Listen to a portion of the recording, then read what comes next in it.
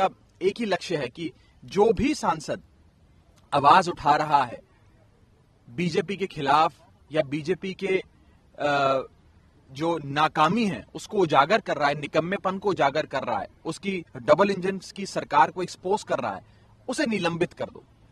आज एक बेहद बड़ा राष्ट्रीय सुरक्षा का मुद्दा बन गया है मणिपुर। जो मणिपुर से हैवानियत भरी, बर्बरता भरी वीडियोस और फोटोग्राफ सामने आ रही हैं, उससे मुझे लगता है पूरे देश का दिल दहल गया है।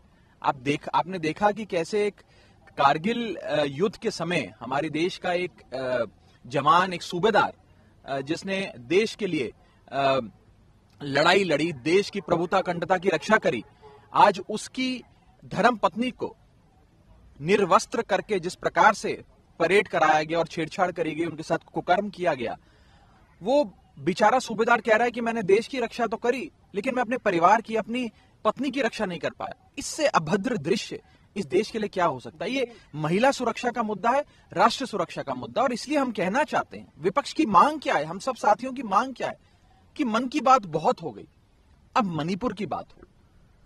देश के संसद के मॉनसून सत्र में, जो कि अभी सेशन चल रहा है, उस सेशन में अगर मणिपुर की चर्चा नहीं होगी तो कहां होगी? लेकिन गृह मंत्री कह रहे हैं कि हम तैयार हैं, उन्होंने कल बयान भी दिया कि हम दोनों सदनों में चर्चा के लिए तैयार है, विपक्षी बाधा उत्पन्न कर रहा है। विपक्ष तो लगातार नोटिस दर्ज कराकर अपनी बात रख रहा है कि रूल 267 के अंतर्गत बहस कराइए, सरकार बहस शुरू करे, अपना पक्ष रखे, फिर विपक्ष अपना पक्ष रखे, तमाम सदस्य बोलें और इस विचार विमर्श, इस बहस से जरूर कोई समाधान निकलेगा।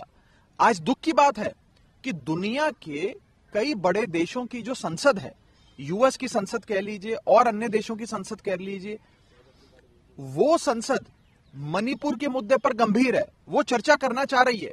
दुनिया के कई संसद भवनों में इस पर चर्चा हो भी गई है, लेकिन ये हमारे भारत देश का ही संसद है जिसमें मणिपुर पे चर्चा नहीं हो रही। क्यों नहीं हो रही है, ये मैं पूछना चाहता हूं और एक महत्वपूर्ण विषय आपके सामने रखना चाहता हूं। क्यों मैं कह रहा हूं बार बार कि मणिपुर का विषय मात्र मणिपुर का विषय नहीं है, ये एक राष्ट्र सुरक्षा का विषय है। आज के अखबार ये हमें बताते हैं कि मणिपुर में जो आग लगी थी उसकी छींटें आज आसपास के राज्यों पर भी आने लगी हैं।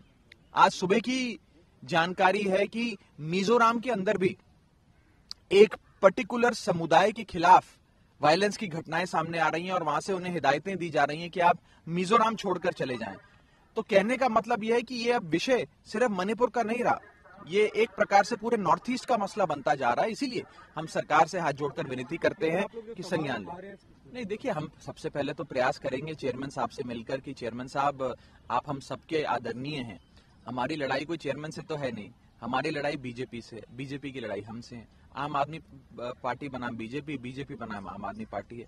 तो हम चेयरमैन साहब से रिक्वेस्ट करेंगे कि बिल्कुल ही डिस्पैशनेटली और पूरी स्वतंत्रता से इस विषय को फिर से देखें, इस पे पुनर्विचार करें और संजय सिंह की जो सदस्यता को आप लोगों ने निलंबित किया है, उनको सस्पेंड किया है, उसे वापस लें। मैं मांग रहा है कि आप लोगों ने मिलने के लिए, हमने कल भी जब उनको सस्पेंड किया गया उसके 5-7 मिनट बाद ही उनके चेंबर में जाकर उनसे बैठक करी। लगभग मुझे लगता है 25-30 मेंबर्स ऑफ पार्लियामेंट उनके कमरे में मौजूद थे, अन्य राजनीतिक दलों के एमपीज मौजूद थे और सिर्फ मैंने नहीं, क्योंकि मैं आम आदमी पार्टी से आता हूं, बल्कि तमाम राजनीतिक दलों के सांसदों ने चेयरमैन साहब से निवेदन किया कि आप इस पर पुनर्विचार करते हुए अपने इस निलंबन को रिवोक करें और अगर आपको कोई सजा देनी है किसी सदस्य को तो 1 दिन की सजा दे दीजिए, 2 दिन की सजा दे दीजिए, पूरे सत्र के लिए सस्पेंड करना उचित नहीं है। ये हमने हाथ जोड़कर विनती करी है। हम उम्मीद करेंगे कि वे अपने फैसले पर फिर से एक बार विचार करेंगे।